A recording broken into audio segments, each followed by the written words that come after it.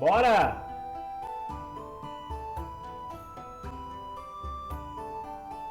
Sigamos então. Vamos começar pelo princípio da não contradição e princípio da substância. Está aí. Princípio da não contradição. Leio, depois eu explico.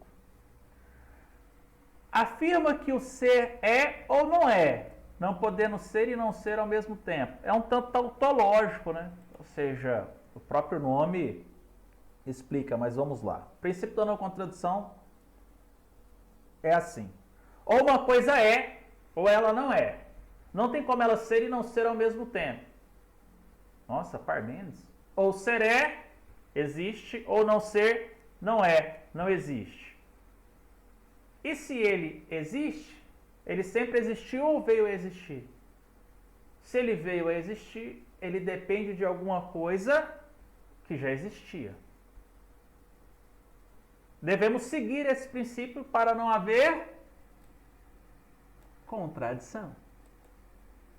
Princípio da substância ou da essência. Leio, depois eu explico. Afirma que nos seres contingentes, o que são seres contingentes? São as criaturas.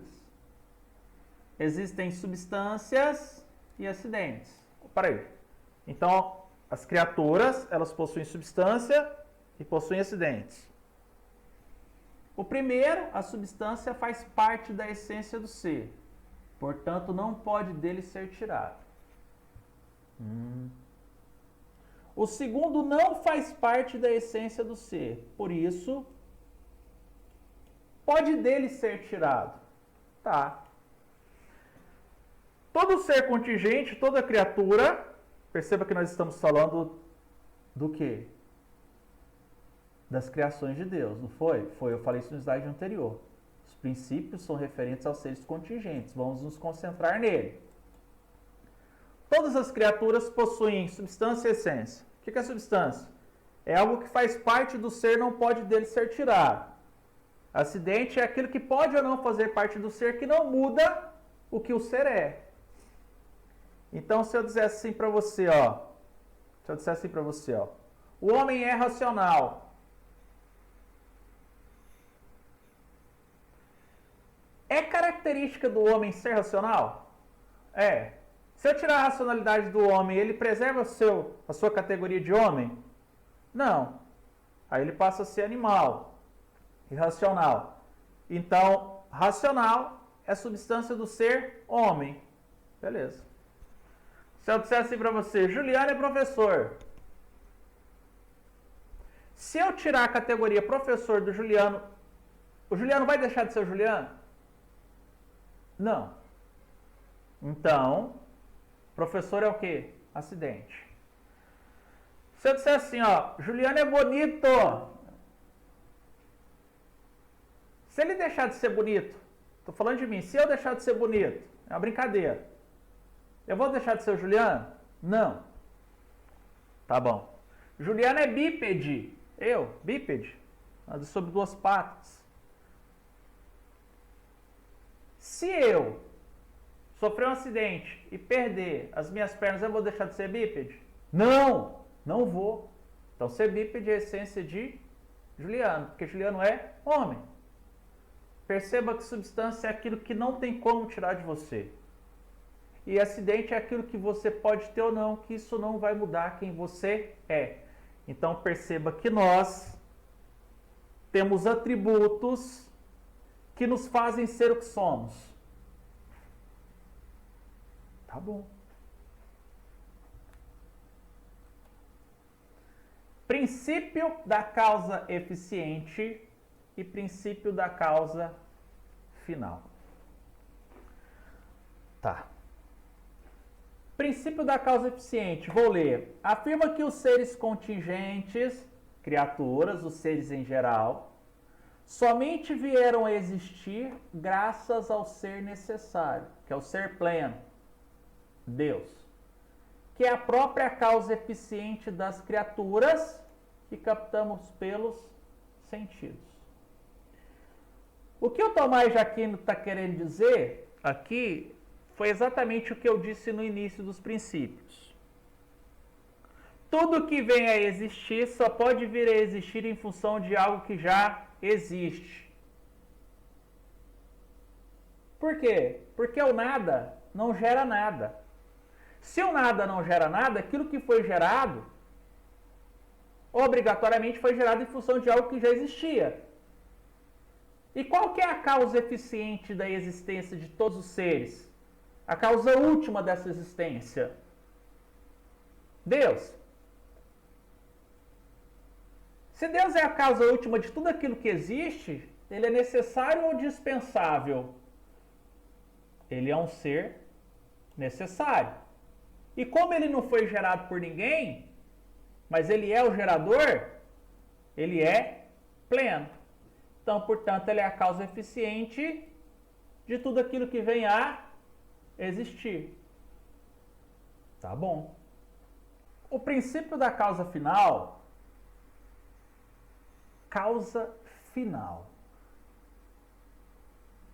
significa dizer que todo ser, toda criatura tem uma razão de ser. Leio então. Todo ser contingente, todas as criaturas, exceto as ações humanas que possuem livre-arbítrio, já falamos disso daqui a pouquinho. Então, todo ser contingente existe em função de uma razão de ser. Isto é, você já escutou isso, né? Todo ser sensível, toda criatura possui uma causa final, um objetivo, uma finalidade. Os homens, diferente das outras criaturas, eles possuem livre-arbítrio. E aí nós caímos numa questão de Aristóteles que se chama por natureza e por vontade. O livre-arbítrio está ligado à ideia de por vontade, ou seja, você é livre para fazer as suas escolhas. Daí a ideia de salvação e condenação. Você escolhe. Mas a sua concepção, aquilo que você é, aquilo que compõe a essência da sua existência, essa já é vontade divina. Já é por natureza, já está determinado. O que significa dizer que, se já está determinado, todos nós temos o quê? Todas as criaturas nesse sentido. Tirando o livre-arbítrio, tem uma causa final, um objetivo, uma finalidade. E essa é a sua razão de ser. Você cumpre um papel, que é o nascimento e a morte.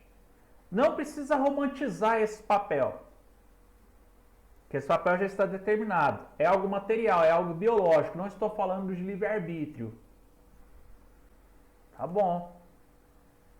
E aí a gente parte para o último princípio, porque tem a ver diretamente com ele, que é o princípio do ato e potência, que afirma que toda criatura possui duas dimensões, o ato e a potência.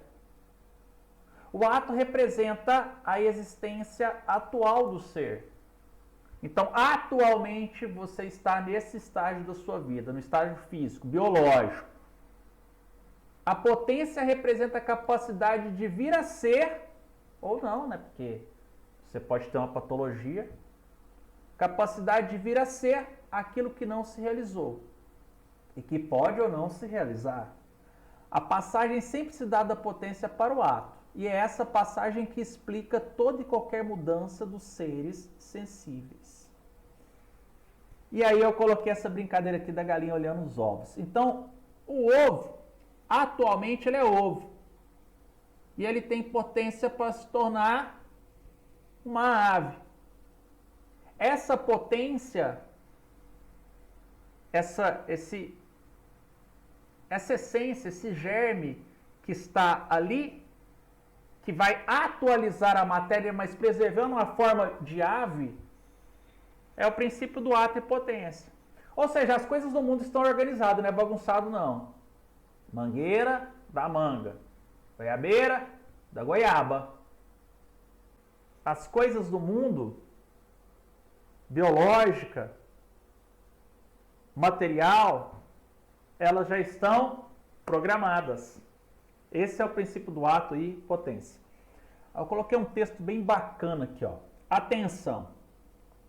Cada ser ao surgir, surge em ato, que é a matéria mais a forma. Ou seja, essa matéria aqui, orgânica, mais a forma de ave, nos permite dizer que isso aqui é uma galinha. E quando esse ato surge, esse ato, ele surge também em potência. O que é potência?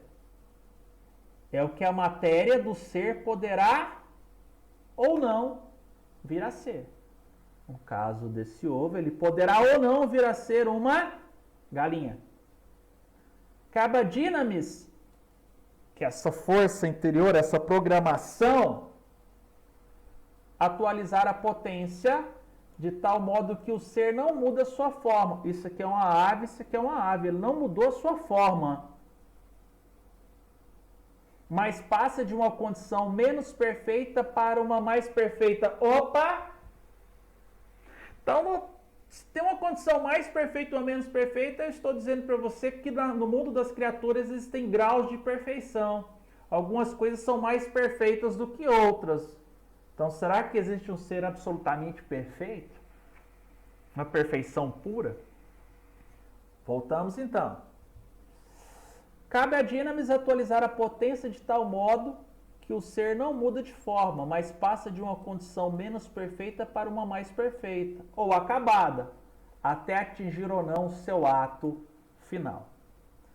Que é quando a Dinamis se encerra e ele atinge o seu mais alto grau de perfeição, que é o ato final chamado de entelequeia, e o cumprimento, o alcance, a chegada desse ato final é a nossa razão de ser, que não tem a ver com livre-arbítrio. Ok? Espero que você tenha entendido. Mas é isso aí. E aí nós podemos começar a pensar nas provas da existência de Deus.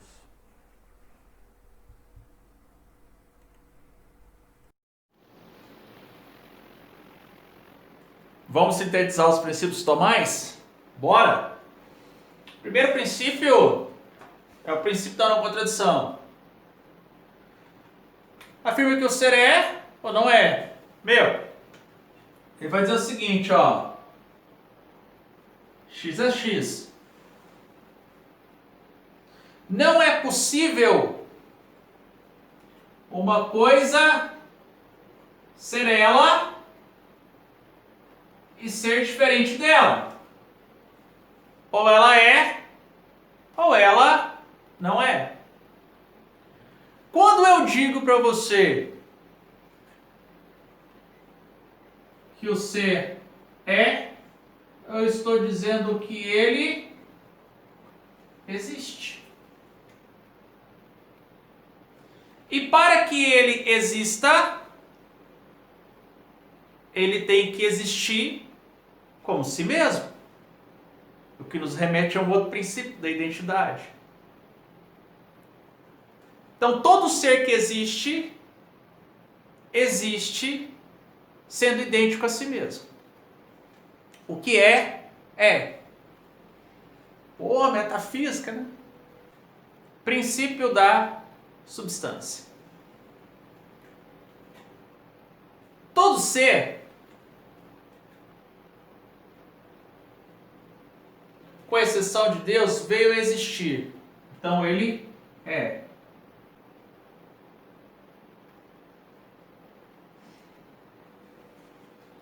E ao existir, a sua existência tem coisas que são necessárias e outras que são dispensáveis. O que não pode ser alterado é a sua substância ou sua essência. Então, todo ser que vem a existir, para existir conforme aquilo que ele é, deve conservar a sua substância ou essência. Porque se eu não conservar aquilo que ele é, eu comprometo a sua existência. Mas tem coisas que são dispensáveis. E aí os exemplos que eu posso te dar. Perceba que eu tenho aqui 3 proposições, não é proposições. E eu estou trabalhando novamente com esse verbo de ligação que expressa a sua identidade. E ele tem que continuar sendo aquilo que ele é. E para continuar sendo aquilo que ele é, ele tem que manter a sua essência ou substância. Aí a pergunta é, isso aqui é substância acidente, isso aqui é substância acidente, isso aqui é substância acidente. Se Sócrates deixar de ser filósofo, vai deixar de ser Sócrates? Não, então isso aqui é um acidente. Pode ser tirado dele. Que não vai alterar a sua existência. Se Sócrates não for um cara legal, for um cara chato, ele vai deixar de ser aquilo que ele é? Não, então não vai alterar a sua essência. Sócrates é mortal. Como Sócrates é homem, e a essência do homem é ser mortal, logo a mortalidade é a essência de Sócrates. Pode ser alterado isso? Não. Nós temos aquilo que é substancial, não pode ser alterado, para manter a nossa identidade e nós continuarmos a ser quem nós somos. Tá. Continuando então. Princípio da causa eficiente. Tá. Todo ser que vem existir só pode existir em razão de algo que já existe. Se eu existo, significa dizer que ao conhecer alguém, eu dou origem a um outro ser. Os meus filhos, por exemplo. Mas eu, enquanto pai desse ser aqui, eu também sou filho de algum outro ser, que também é filho de algum outro ser. Perceba que tudo que vem a existir, só vem a existir em razão de algo que já existe. Então, qual é a causa eficiente de tudo? Algo que sempre existiu. Algo que não era, algo que não foi e algo que não será. Esse ser só pode ser o quê? Alguma coisa que nós chamamos de Deus. Nós, se tivermos fé. E o princípio da causa final? Todo ser que aqui existe, existe cumprindo uma função. Mas não tem a ver com liberdade. Tem a ver com materialidade. Tem a ver com a ordem do universo. Ou seja, o mundo está ordenado. Então existem funções sendo cumpridas por essa matéria, orgânica e inorgânica, ou mesmo imaterial, que mantém essa ordem do universo. Então eu sou professor de física e de química, ou mesmo de biologia, chega para te ensinar sobre as leis naturais. E diz, a função da mitocôndria é, lá na força gravitacional, o carbono tem que ter 4 ligações de hidrogênio. Essa é a função, ou seja, o mundo está organizado. É graças a esse princípio da causa final que nós conseguimos compreender o mundo, porque percebemos que ele está ordenado e alguém organizou isso. Seja bem-vindo à ciência que busca compreender essa organização. Por fim, o princípio do ato e potência. Ato é o que você é atualmente. E você tem potência para se atualizar. O que significa dizer que as criaturas, quando surgem, podem surgir em ato inicial ou não, já podem surgir em ato final. A criatura que surge em ato inicial, ela precisa atualizar a sua matéria, sem alterar a sua essência, preservando então, portanto, a forma. E assim ela cumpre a sua função no universo, que de novo não tem a ver com livre-arbítrio. E é sempre da potência para o ato. Perceba que isso são princípios lógicos que o Tomás vai utilizar para provar a existência de Deus. Quais são esses princípios? Princípio da não contradição, princípio da substância, princípio da causa eficiente, princípio da causa final e princípio do ato e potência. Juliano, parece que eu estou estudando Aristóteles. Pô, ele é aristotélico. E agora sim a gente pode partir para as provas da existência de Deus. Partindo das criaturas. Partindo da experiência, da sensibilidade. Dando então, portanto, ao intelecto subsídios para tirar dessa singularidade aquilo que é universal. E aquilo que é universal é necessário. Beleza? Provas da existência de Deus.